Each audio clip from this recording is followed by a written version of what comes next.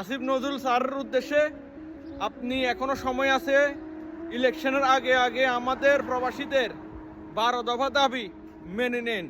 সকল প্রবাসী ভাইরা ভিডিওটা অবশ্যই দেখা মাত্র একটা শেয়ার করে দিবেন। এটা আমার লাস্ট ওয়ার্নিং, এটার পরে আমার আর কোনো ভিডিও আসবে না অনলাইনে।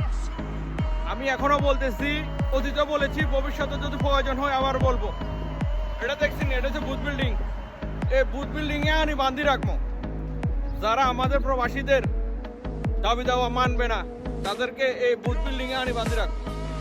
আসিফ নজরুল স্যারের উদ্দেশ্যে, আপনি এখনো সময় আছে, ইলেকশনের আগে আগে আমাদের প্রবাসীদের 12 দফা দাবি মেনে নেন। এখনো সময় আছে, না হলে আমরা সকল প্রবাসীরা কিন্তু একজোটে আমরা রেমিটেন্স শাটডাউন করেছি। কতদিন থাকবে আমরা জানি না। দেশটা আমাদের, আপনার না। আমাদের প্রবাসীদের রেমিটেন্সের দ্বারা দেশ চলতেছে। অতএব আমাদের প্রবাসীদের দাবি দাওয়া মেনে নিয়ে আমাদের দেশটাকে সচ্ছল করার জন্য, দেশের রেমিটেন্স পাঠানোর জন্য ব্যবস্থাটা করে দেন। সবাই ভিডিওটা একটা শেয়ার করে দিবেন।